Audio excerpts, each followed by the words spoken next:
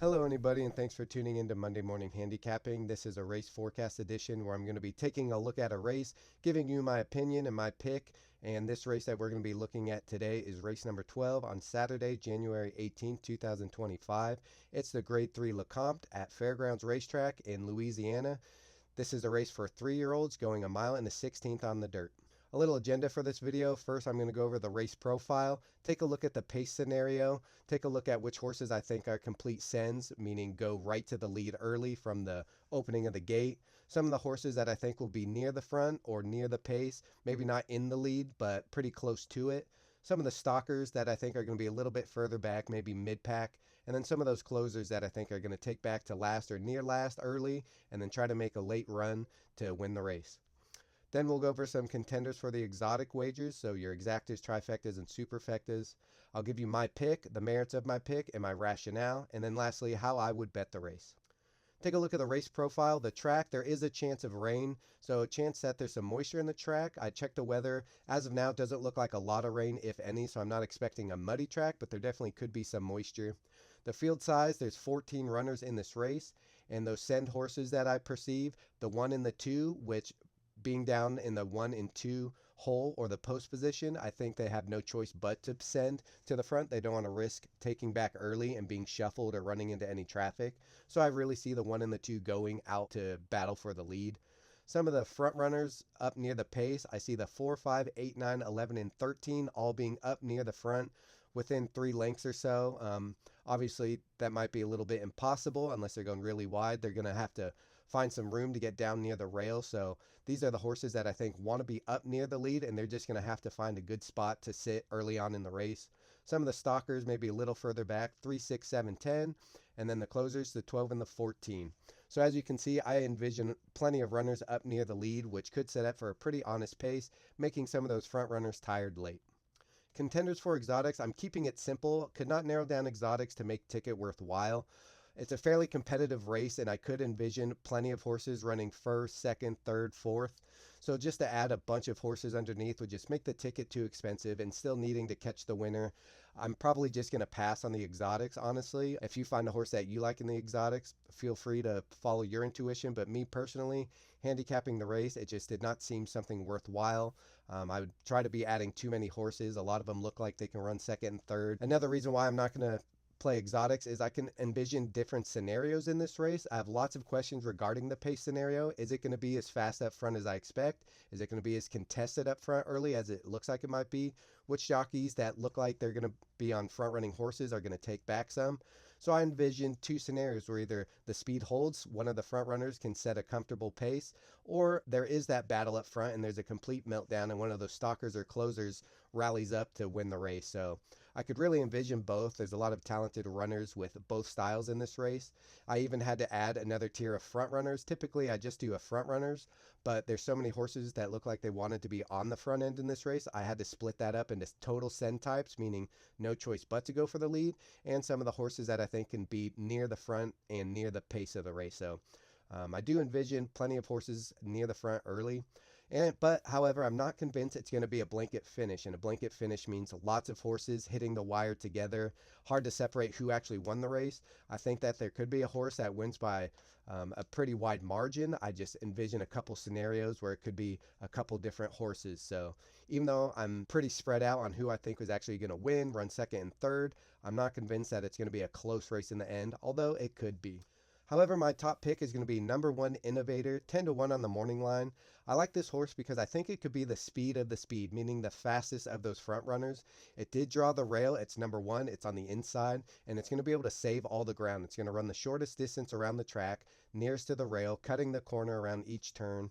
And I just think it's probably the fastest horse of the front runners. It's a 3-year-old son of Authentic who is out of Into Mischief, and Into Mischief is a good route runner, a great pedigree, and it's one of the few horses Innovator is with the sprint to route angle. And I typically like to catch these horses making this move for the first time. They tend to either run really well or if they can't handle the route. But being by Authentic out of Into Mischief, I think that this horse should be able to handle the distance just fine. It also might be able to run in the 23 to 24 second fractions where it had been running in those sprints. So early on, it was running sub 22-second opening quarters and just trying to hang on for dear life after that because that's awfully fast. So I think this horse will actually be able to run quite a bit slower early and still maintain the lead. And I think that due to this horse's breeding, it should be able to handle the distance. This horse broke its maiden in its seventh start, which isn't always a great sign, but through podcasts that I've listened to, Authentic Offspring, again, Authentic is the sire or father of my pick Innovator. It seems like plenty of Authentic Offspring are late bloomers, so I think that this horse is really coming into its own right now, and I want to catch it at a decent price, so 10 to 1 morning line. This horse ran really well last time out. It actually matched its top figure, and it will be fourth off of a short layoff. By rule of thumb, third off of a layoff is when a horse might peak off a little bit of a break, but fourth off a layoff after matching its top figure last time out, I'm going to go ahead with the sprint to route angle. Assume that this horse is still fresh and can still make a step forward. Innovator recently battled with a horse named Barnes, which is currently one of the top Kentucky Derby contenders from the Bob Baffert barn. Bob Baffert obviously knows how to get horses ready for the Kentucky Derby, which is 1.25 miles. Barnes has only done one-turn sprint races as of yet, so for this horse to be considered a top Kentucky Derby contender, they think that Barnes will be able to stretch out to the further distance, and the fact that Innovator was battling with Barnes and only lost by less than half of a length, I think that bodes well for Innovator moving forward. Innovator also had a 5 furlong bullet workout, meaning the fastest of the day, at 59.6 seconds on January 8th. So I think this horse is still well conditioned, coming into the race really physically fit. How do I think this horse will win? Again, like I said, I think it's going to be down on the inside the whole race. It's got the most speed, and it's going to actually be able to run slower because of the longer distance of this race than this horse had been running as of late. I think a lot of the other stalker types aren't going to want to take the lead from this horse, assuming it would just be somewhat of a suicidal pace. So I think they're going to sit right off of this horse, let this horse get a little bit comfortable, and this horse might be leading by 3/4 of a length for most of the trip. Come the far turn, just the jockey's going to ask this horse for everything it's got, and I think that this horse will have enough left in the tank to hold on for the win. How am I going to play this? Again, this is pre-scratches. When I handicap, and I always emphasize this in my videos, is when you handicap it, whatever the race is telling you, play accordingly. So I realized I don't have a super strong opinion, so I'm going to play accordingly.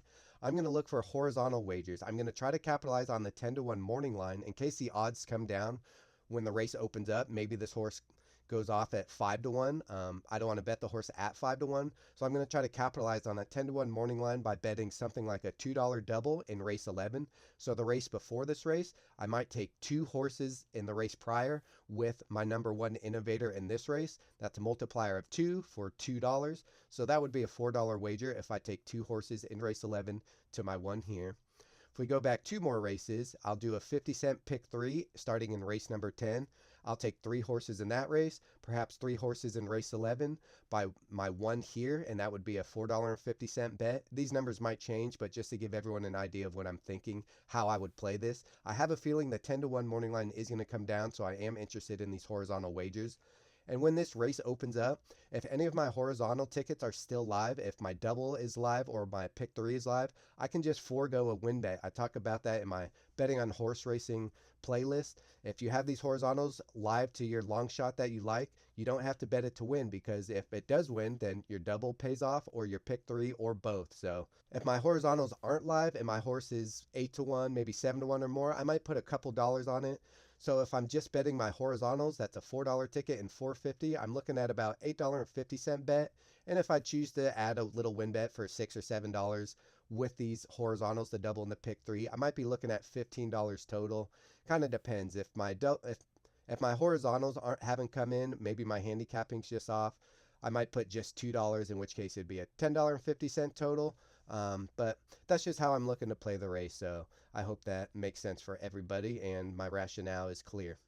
That's it for the Lecomte. Thanks for watching. Please like, subscribe, and or share with friends. I always emphasize please share with friends that are new to horse racing or friends that you think might be interested in horse racing that may not know about it. For some of those newcomers, I have playlists How to Read a Racing Form, where I break down the different components of the racing form, explain what it is it's showing you and how to decipher it. I also have Betting on Horse Racing playlist, and that's where I go through all the bets and what they are, how to place them, and what I look for when I place those bets. Again, share those videos with anybody that you think might be interested in horse racing.